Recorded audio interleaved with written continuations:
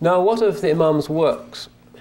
There seems to be a confusing variety of these, but their unity of purpose becomes very clear when we remember the Imam's fundamental agenda, which was to create a unified Muslim Ummah, and to create a Muslim Ummah that was unified through remembering the purpose of religion, which is to deliver us safe and sound into the Akhirah. Some of his earliest works were textbooks of Shafi'i Fiqh. To this day he's revered as one of the great authors both of Furu' and of Usul in the madhab of Imam Shafi'i. He has 4 books of Furu' in ascending order of length. They are Al-Khulasa, Al-Wajiz, Al-Wasit and Al-Basit. The latter, I think, which is a truly enormous work, I don't believe has been edited yet in Arabic. Huge multi-volume compendium of all of the rulings of the Shafi'i madhab, with the variant rulings as well, the ikhtilafat.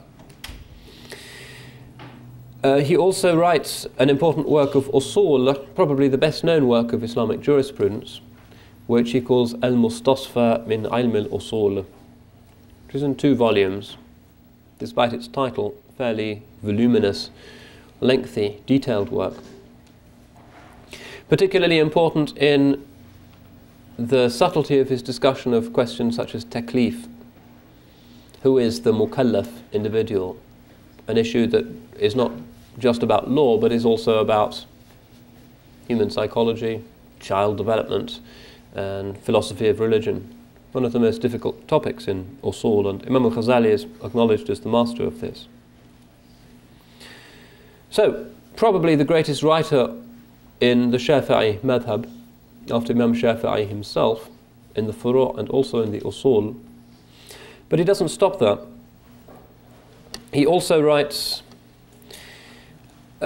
doctrinal texts. He writes a book called Al-Iqtisad fil I'tiqad. The dating of this has been disputed, but in a sense it doesn't matter because his doctrine really doesn't change. It's a relatively short summary of Muslim theology according to a broadly Ash'ari perspective.